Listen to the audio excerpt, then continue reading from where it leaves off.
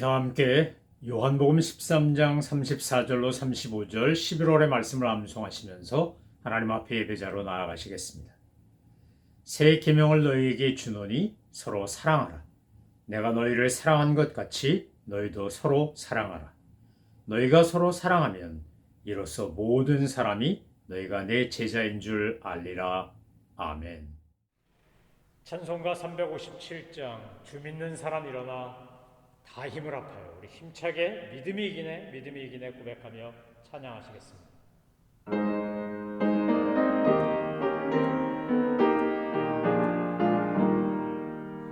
주 믿는 사람 일어나 다 힘을 합하여 이 세상 모든 마귀를 다쳐서 멸하세. 저 앞에 오는 적군을 다 싸워 이겨라. 주 예수 믿는 힘으로 온 세상 이기네. 믿음이 이기네. 주 예수를 믿음이 온 세상 이기네. 온 인류가 믿되고 큰 죄에 빠지니 진리로 띠를 띠고서 불기도 들이세. 참 믿고 의지하면서 겁없이 나갈 때 주 예수 믿는 힘으로 온 세상 이기네. 믿음이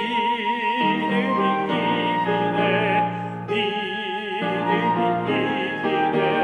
주 예수를 믿으니 온 세상 이기네.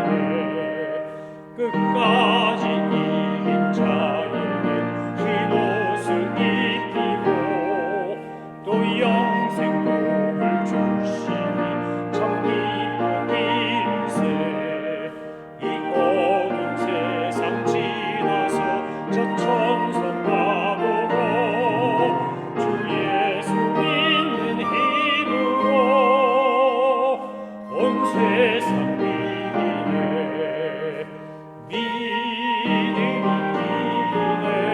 믿음이 이기네. 주 예수를 믿으니 온 세상 이기네. 하나님께서 오늘 우리에게 주신 말씀은 에베소서 6장 16절입니다. 하나님의 말씀을 받들어 읽겠습니다. 모든 것 위에 믿음의 방패를 가지고 이로써 능히 악한 자의 모든 불화살을 소멸하고. 사도 바울은 우리에게 하나님의 전신갑주에 대해 설명하면서 6가지 도구를 설명합니다. 하나님의 전신갑주를 구성하고 있는 6가지 요소는 각각 3가지씩으로 나눌 수 있습니다. 먼저 등장하는 진리의 허리띠, 의의 흉배, 평안의 복음으로 예비된 신은 몸에 부착하는 겁니다. 그래서 영어 성경에 보면 having이라는 단어를 씁니다. 가져라, 취해라, 입어라 이런 말입니다. 그런데 오늘 본문 16절부터 17절 말씀을 보면 다른 3가지가 소개되어 나오는데 이것은 믿음의 방패, 구원의 투구, 성령의 검, 즉 하나님의 말씀인데 이것은 취해라, taking이라는 단어를 사용합니다. 왜 3가지 진리의 허리띠, 의의 흉배, 평안의 복음으로 예비된 신은 입어라, 취해라 이렇게 돼 있고 그 다음에 믿음의 방패 또 구원의 투구, 성령의 검은 taking해라, 사용해라 라고 되어 있는 것일까요? 그것은 마치 우리 군인들이 군대 생활을 하면서 특별히 전쟁이 늘 빈번하게 일어나는 이스라엘 지금 하마스 전쟁을 하고 있는데 그 이스라엘 같은 곳 남북한의 대치 상황 속에서 남한군이나 북한군이 갖고 있는 모습을 보면 이해할 수 있습니다. 저도 군대 생활할 때 최전방에서 근무했는데 그때 비상사태가 선포되면 훈련을 위한 것이긴 하지만 만약에 비상근무체제가 되면 잠잘 때도 군화를 신고 잡니다. 방탄조끼도 입고 잡니다. 그런데 손에서 총을, 또 한쪽에는 실탄을, 그리고 머리에는 군모를 놔두고 잡니다. 그것은 유사시가 되면 전원 집합! 그럼 뛰어나갔을 때 총을 들고 탄창 들고 군모 쓰고 나아갈 수 있기 때문입니다. 하지만 잠잘 때까지 군모를 쓰고 잘 수는 없으니까 군모는 벗고 잡니다. 총은 옆에 놓지만 그것을 몸에 붙은 옷처럼 입고 자진 않습니다. 이스라엘 군인들도 잠잘 때나 밥 먹을 때나 군모, 총알, 총 이런 거 다 소지하고 산답니다. 밥 먹을 때 무릎 위에 총을 올려놓고 밥을 먹고 잠잘 땐 옆에 총을 놓고 실탄이 장전된 채로 자는 겁니다. 그래야 유사시에 급하면 뛰어나가서 전투에 임할 수 있기 때문입니다. 사탄은 언제나 어디서나 우리를 공격합니다. 오늘 본문에 나오는 화전, 불화살이라고 하는 것은 그 당시 로마 제국 시대의 고대에서 전쟁할 때 그때 사용하던 방법입니다. 로마 군인들이 들고 다니던 방패는 꽤 컸습니다. 높이가 4피트 되고 넓이가 2.5피트 정도 되는 거의 한 사람의 몸을 가릴 수 있을 만큼의 그런 방패였습니다. 나무로 만들었지만 앞에는 불에 타지 않는 특수 금속으로 된 그 판을 붙여가지고 상대방이 불화살을 쏴도 이것이 방패에 맞으면 불도 붙지 않고 그냥 떨어지게끔 해놓은 겁니다. 요즘식으로 말하면 특수 방탄 유리로 된 그런 방패와 같다고도 할 수 있습니다. 저는 70년대, 80년대를 대학 생활을 했는데 그때 참 데모가 많았습니다. 그래서 경찰은 최루탄을 쏘고 대학생들은 돌을 던지고 이런 참 가슴 아픈 대립과 대치 상황을 늘 경험했는데 그때 전투경찰이라고 불리웠던 사람들이 들고 다니는 방패가 오늘 이 믿음의 방패, 또 로마 군인들이 쓰는 방패 같은 거였습니다. 그때 돌을 던져도 깨지지 않습니다. 특수 아크릴, 특수 플라스틱으로 되어 있기 때문에 굉장히 강도가 강하고 또 동시에 유연합니다. 그래서 그걸로 가리면 앞에는 투명하게 되어 있어서 상대를 볼 수 있지만 이 밑에는 다 가릴 수 있게 되어 있고 그리고 얼굴에 쓰는 그 투구 같은 군모에는 철망으로 이렇게 되어 있어서 설사 돌이 날라와도 얼굴을 다치지 않도록 그런 보호 장비를 입고 똑같은 20대 젊은이들이 한쪽은 전투경찰이 되고 한쪽은 대학생이 돼서 데모 현장에서 부딪혔던 가슴 아픈 일들을 경험한 세대입니다. 무탄, 무탄, 뭐 서로 이렇게 돌 안 던지면 최루탄 안 쓰고 최루탄 안 쓰면 돌 안 던진다. 뭐 이러면서 서로 대치하던 시절도 있었습니다. 바로 그런 겁니다. 사탄이 우리에게 불화살을 쏜다는 겁니다. 사도 바울이 그 당시 에베소서를 쓸 당시 로마 제국 시대에 쓸 수 있는 용어가 불화살이기 때문입니다. 아마 요즘 같으면 기관단총을 쏜다, 뭐 로켓을 쏜다, 미사일을 쏜다, 뭐 이렇게 표현했겠죠. 분명한 건 뭡니까? 사탄은 언제나 어디서나 우리를 쉬지 않고 공격한다는 겁니다. 참호전이라 그래서 참호를 파고 벙커를 파고 서로 대치하면서 장기전을 펼치던 건 1차 세계대전 때부터였습니다. 서로 상대편이, 서로 적군이 참호를 팝니다. 벙커를 파고 그 속에서 숨어 있으면서 상대를 향해 총을 쏩니다. 그러니까 그때는 벙커 밑에 있으면 총알이 위로 올라가니까 괜찮은데 만약에 그 참호에서 머리를 내미는 순간 바로 총을 맞아 죽습니다. 1차 세계대전 끝나고 2차 세계대전 되었을 때는 별로 참호전이 효과가 없는 게 로켓, 미사일 막 이런 것들이 나왔기 때문에 또 공중 포격하는 공군의 그 실력이 늘었기 때문에 이제는 1차 세계대전 같은 참호전은 더 이상 일어나지 않았던 것으로 기억합니다. 여러분 분명한 건 이겁니다. 적은 눈에 안 보이지만 내가 몸을 드러내는 순간 바로 나를 향한 불화살 총알이 날아온다는 겁니다. 사탄이 그렇게 공격하기 때문에 사도 바울은 지금 우리에게 이 세 가지 진리의 허리띠, 의의 흉배, 평안의 복음에 예비한 것의 신을 신고 그 후에 어떻게 하라는 겁니까? 더해야 되는데 그 후에 더할 게 있는데 바로 믿음의 방패, 구원의 투구, 성령의 검이라는 겁니다. 이게 있어야 우리가 상대로부터 공격도 받고 또 상대를 공격할 수도 있다는 겁니다. 사탄과의 영적 전쟁에서 1차적인 건 우리가 나를 잘 방어하고 쓰러지지 않고 서 있는 것이지만 필요하면 사탄을 물리쳐야 하는데 그것은 바로 성령의 검, 하나님의 말씀이라고 가르치고 있는 겁니다. 이제 내일 구원의 투구와 성령의 검에 대해서는 좀 더 자세히 살펴보겠고 왜 그러면 믿음의 방패라고 하는 것을 사도 바울이 강조했을까요? 최근에 이스라엘과 팔레스타인에서 가자 지구를 점령하고 있는 하마스 간의 전쟁이 벌어졌습니다. 시작은 하마스가 무자비하게 포탄을 미사일을 쏘아 올리고 또 음악 축제하고 있는 사람들을 습격해서 인질을 잡아가는 겁니다. 이번 전쟁은 그렇게 시작된 겁니다. 물론 길고 긴 역사를 보면 서로 죽고 죽이고 테러하고 탄압하고 이루 말할 수 없는 복잡한 원인들이 있지만 이번 전쟁만 놓고 보면 하마스의 선제 공격으로 인해 이스라엘이 피를 당했고 납치됐고 그러면서 복수전이 벌어지고 이제 가자 지구를 막 폭격하고 지상전이 벌어지고 수많은 사람이 죽고 이런 가슴 아픈 일이 일어나고 있는 겁니다.